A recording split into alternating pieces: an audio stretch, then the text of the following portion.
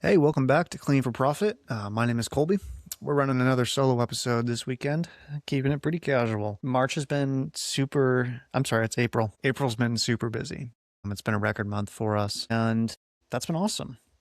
There's been a lot of change in our organization, mainly that we have been hiring and hiring seriously for the first time ever. And there is a lot that I have learned from that, that's for sure. My brother and I have been the two people that have kind of run this business, myself, obviously, and then my brother on and off ever since we started, basically. And that's been good because it took a little while to train my brother to work in the way that is most appropriate for this business. You know, as anybody that has experience in window cleaning may know, it's kind of like construction adjacent, but it's not construction. So if you've ever worked in roofing or concrete, you learn pretty quickly that there's a certain culture that comes along with that. And the culture that I want to personally have for my business isn't completely compatible with a lot of construction culture. And so I just wanted to talk about that today because one thing that's become really, really apparent to me is that if you're not intentional about what the environment, the working environment, and the culture of your company is going to be, then who you hire will ultimately end up dictating that, because the culture will be built based on who they are and not based on what your company stands for. So I've hired a few people in the past and this year, and I think that the biggest lesson that I've taken from hiring so far is that I did it too late, especially this year. I've been kind of rushed to get help because the schedule has been booking out. And if we don't have a couple of guys on to help with the deliverables of the business, then we're not going to be able to fully fulfill what we've promised our clients, which isn't the end of the world, but is one of the things that we obviously want to avoid because it'll be a bottleneck for growth long term. And that is the current bottleneck that we're facing, is our ability to deliver. So what that has done is it has constrained my ability to do, ironically, things that will allow us to stay busy long term. So my schedule has been really compressed on the sales side of things because I'm still tied to the truck, and until I'm not tied to the truck, I have to both do the delivery of like window cleaning. And there's people helping me with this now. Like, we have some employees that are getting up to speed, but we're not at a place yet where I can send, like, I have one guy that I can send solo to some jobs. So that's great. But I need a crew that I can send out to a job. And ideally I need two of them. At that point, I can get back out in the field selling. So we've had to turn our sales volume down a little bit, which is not a place where you want to be because this is a seasonal business and it will slow down eventually. And so when things are picking up, you don't want to have to slow it down on your terms, basically. You can if you have to, and we have had to, but my whole point here is I'm still required in the field, and that's taking away from time where I could be going out doing estimates and closing more deals so that my guys stay busy long term.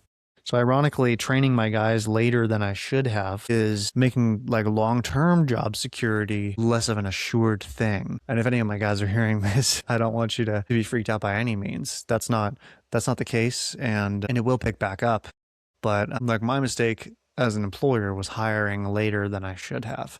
And I mean, if I had known that running Facebook ads would have been this successful, I would have been hiring in December, which honestly, December, January is when I should have been hiring. But, you know, we're learning as we go here. We had our first hire on in late February, early March, and it is what it is. But one big thing that I have learned is that when you hire quickly, you have to do it carefully, and you have to vet people. You have to make sure that they fit your personality, but most importantly, they have to be entering a structure that sets expectations for them and that doesn't make up the expectations as you go, basically. So my brother and I, we've been running together for a long time now.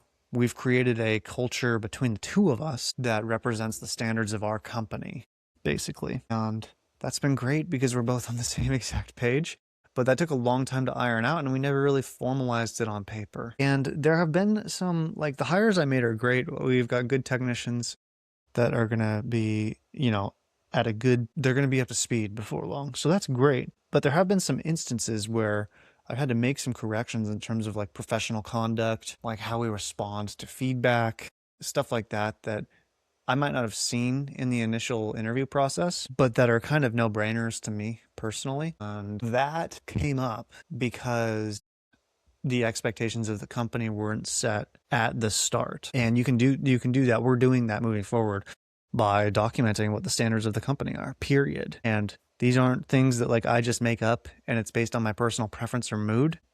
We're going to have core tenets basically of our business that are based on character, professionalism, and conduct with our clients, that are standards that our technicians get trained on and that they are held accountable to. And the goal is that any piece of that, and it's going to be, that's like 3 categories, and each of those categories is going to have like 3 or 4 notes on it. Like professionalism is like reliability and showing up on time, always having the proper uniform apparel on, stuff like that. And the same goes for character, like who we are, how we take feedback, the integrity we have in our work, the thoroughness we have in doing walkthroughs, stuff like that to prevent callbacks. The idea of these is to be specific, but also broad enough that we can categorize any shortcoming of our technician or our leaders under one of those categories. I think we're going to call that document our standard of excellence. I just like how it rings, and it sounds like something that you're supposed to be held accountable to, because you are, and I am as an owner as well. And honestly, it's going to benefit me more than anybody, because and our leadership more than anybody long term, because how you conduct yourself shouldn't be based on what side of the pillow you woke up on that day. Of course, there's grace. There's grace to have a bad day and move through it to the best of your ability. That's all good. We know that's going to happen. But when it comes to long term, how you conduct yourself in the business, how you're interacting with clients, and things like that that are small details but really important to the greater culture of the business, we should have standards that we hold each other to, and that we hire and fire based off of that standard long term. It's like if you're not falling in line with this particular standard long term and you're being reminded to and you're being held accountable to it, then it's not a good long term fit. That's just been one observation that I've had in this last week, because there's been some things that I've had to correct some of my new hires on that for me are obvious because I've been doing it for 10 years and because I am the owner. No one's going to care about the business more than me. And so these things are obvious to me and my brother for that matter. And I owe it to the people that we're hiring to make sure that those standards are communicated, and they owe it to themselves and me to do the best that they can to uphold those standards, which are like reasonable, but aren't going to be assumed by everybody all the time if they're not standardized. And I just think most importantly, I don't want to have to train everybody on this. Like our standard of excellence, it's something that I have drafted up right now that I'm going to finalize in the next 24, 48 hours. But this is something that I should be able to run people through once, have them sign a signature block down below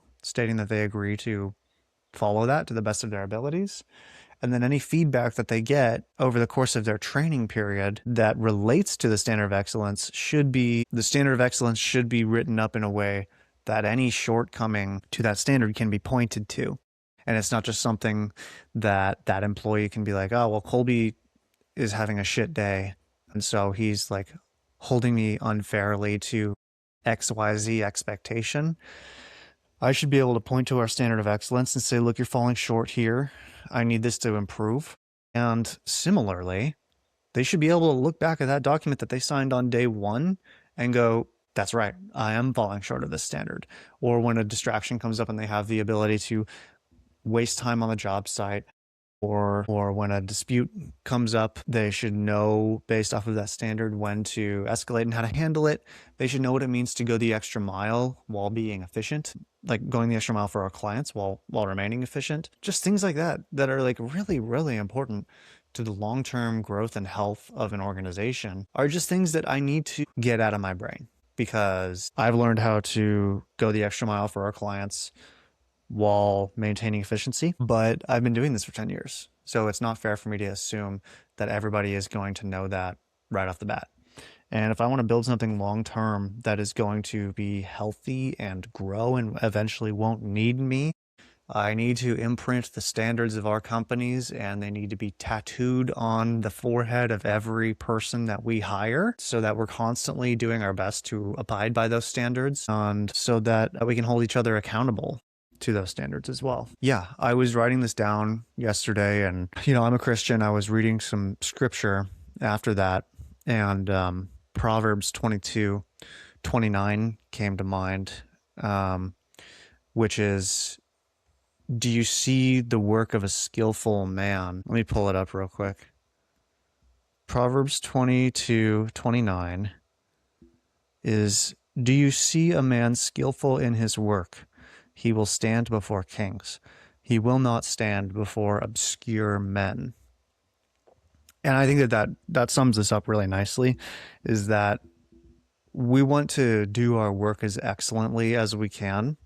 And we want that to benefit our organization. We want it to benefit the company, the people in the company, and the people that the company serves. And my hope is that by doing that, we'll build a great organization and we'll all lift each other up and we will be outstanding in what we do. And in that way, we will stand before kings and not obscure men.